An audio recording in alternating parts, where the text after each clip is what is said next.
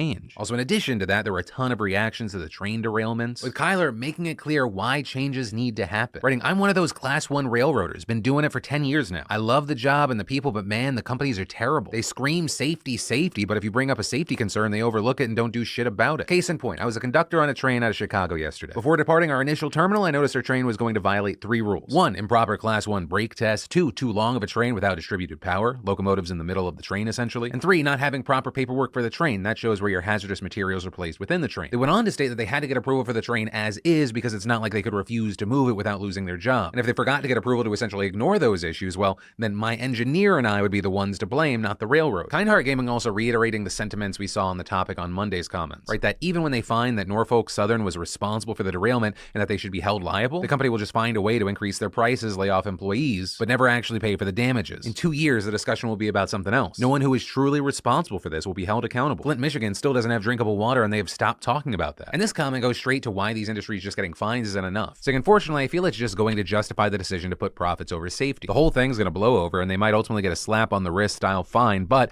I feel they're going to end up walking away thinking, we sure saved a lot of money by not implementing any safety features. This fine is a fraction of what we saved. And then let's start by talking about deepfake porn, with Dean possibly coming up with an actual solution, saying, "I bet if we start making deepfake porn of our senators and congresspeople, a law will get passed real quick." And while I do not recommend or condone that, I think you're probably right. We also saw Brendan sharing skepticism about Dhar Mann's video where he had a ton of actors out there supporting him, writing, "Dhar Mann's video with all those actors," and might I repeat again, actors, surrounding him in support is about as real to me as any commercial with testimonials. Like, you hire and pay these people their wages. It's like taking a study that's sponsored by Coke at face value and it says that Coke isn't actually that bad for you. But easily the biggest conversation that happened on Wednesday was around Section 230, the future of the internet and our Supreme Court, with many calling for term limits for the Supreme Court. 100% of them and all of Congress need an age limit. The world changes fast and these old people fight to keep it how it was, just like in their generation, oblivious to how that way no longer works in our modern age. And I think this is where we have an increasing need for technical expertise in the judiciary, specialized lawyers that have background on different topics that can step in on these cases. Scientists, economists, computer scientists, engineers, etc., that also have law degrees. That crossover knowledge has so much value in bridging the gap. But there was also pushback against the idea that old people in the court have no idea how tech works, with Julio arguing it's not like they just decide with no research done whatsoever,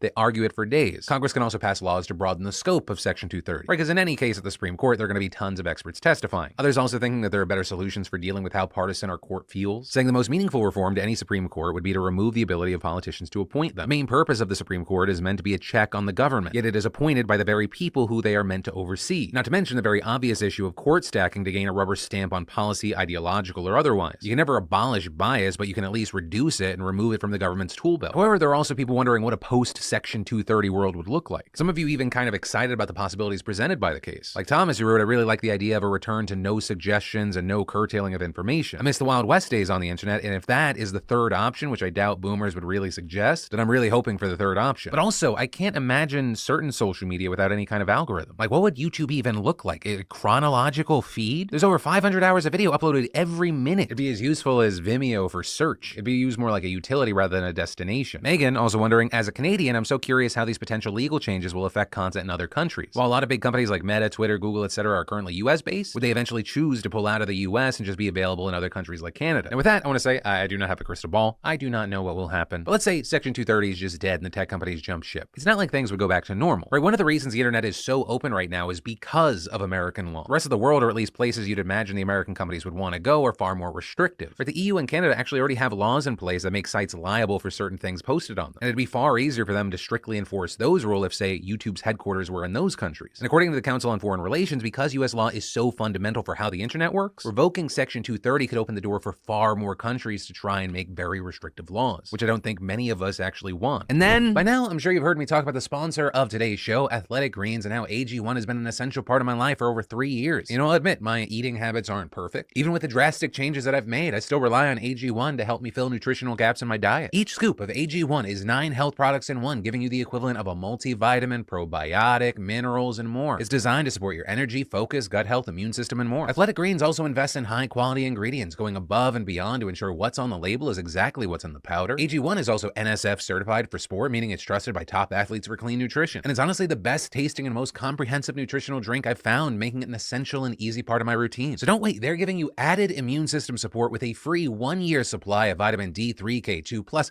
5 individual travel packs with your purchase. You'd be hard-pressed to find a more comprehensive supplement, so go to athleticgreens.com/Franco or click the link below to get a 1-year supply of vitamin D drops plus 5 travel packs with your first purchase at AG1. And then, on Thursday, people were aghast with Emily Love writing, "No way rich people would take advantage of poor people. I'll never believe it." What Goldman Sachs and what all these ultra-rich fucks do is ridiculous when you really think about how it affects every regular individual person. But also, what a ton of people were sounding off on was the Billie Eilish story that really wasn't just about Billie Eilish. It was about so many people, but especially younger women. With a jubilant poet saying, you know, that story is an excellent example of why I keep myself nice and cozy in my little social media bubble of my friends. With Ziggy adding, "For me, the depression from social media hits when I take 1 second to realize every big person I watch or interact with is more successful than I will ever be, and probably something like half of them are my age or younger. So it does kind of feel hopeless in that moment." So the first thing I'll say, Ziggy, it's a known phrase, but comparison is the thief of joy. I know that's easier said than done. I'll open up to you for a second. There are times where I feel down on myself and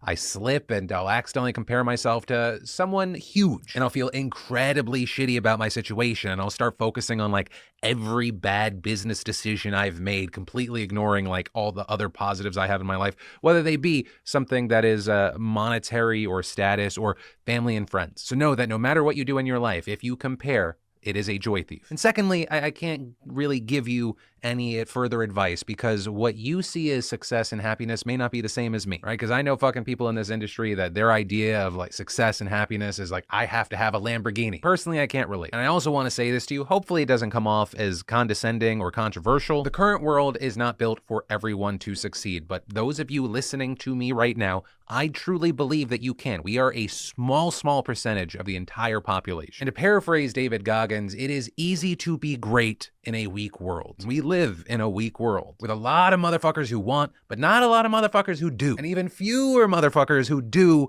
after they fail and fail and fail and try and fail again. So ignore the noise, ignore what other people say is success, create the targets you want to hit in your life, then ask yourself why you want to hit those targets, see if they all stay the same, and pick a thing that you think gets you an inch, a step, a mile closer to it. Ziggy, I don't know why your comment hit me like that. Okay, anyway, hopefully that was helpful. Also, specifically regarding young girls, we had Stella Bloom saying, "I'm the same age as Billie and I can definitely relate to her and also those teenage girls. When I was in secondary school in 6th form, I suffered so much with mental health, especially in 6th form. Youth have been in crisis for a while and are begging for help, and social media has just been an ever-growing part of that. I struggled so much with body image and how I should act as a woman. I was bullied online and it wasn't a fun experience, but if you're not online, you get bullied for that. It's a vicious cycle, but I hope we can really start acting to help today's youth experience better." And finally, there was a lot of focus on the politician who had to crawl on stage because he was in a wheelchair. With Pronghor writing, "As a disabled person who lives in the Denver area, the fact that a councilman was treated this way is certainly enraging, but not shocking. Saying, historically speaking, us disabled people have been left on the sidelines and forced to fight for basic human dignity and access. I feel lucky to have cystic fibrosis because I don't require a wheelchair to get around, but I still rely on family to survive as I can't work a full-time job. Forcing a disabled councilman to clamber up on stage, it's almost like forcing me to give a speech in a smoky room. It's appalling, but unfortunately society is beyond fucked up, and those of us who aren't normal have historically been left to fend for ourselves." And that was something we saw a lot of, but especially from people that are in electric wheelchairs, saying, it's so disheartening to live in a world that's literally not designed for you, right? And it's little things that I don't even think about, right? Phoenix mentioning a few, from like foliage overgrown in the pavement to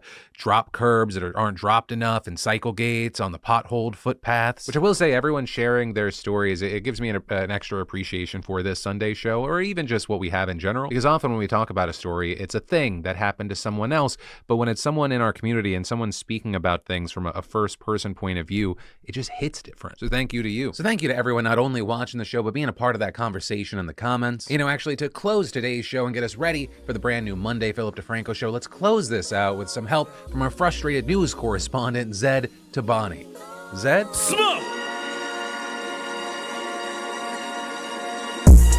Something in Ohio, black smoke stretching out longer than a mile. Train off rails and it's killing in the wild. You can smell it in the air like your eyes on fire. Look up in the sky, UFO everywhere looking like a spy. Russia got its eyes on a brand new prize while Iran court in China. I've been hearing shots fired over every other wire for weeks. Still toxic, I've been watching people cutting corners for the profit. Railway workers Try to tell you what the cost is till you went and killed the whole strike through Congress. Skipping on the process, all this shit is nonsense. Betting on the game, putting all my money on rap. Teenage girls feeling sadder than the constant, and all these apps trying to sell info on them. Oh, stop. North Korea on TikTok. Mars went back to their mascots. MGK in a bad spot. Megan Fox just heard kill shot. What you mean there's no Elon on that feed, dog? My engagement is in free fall. Well, I'm sorry, sir.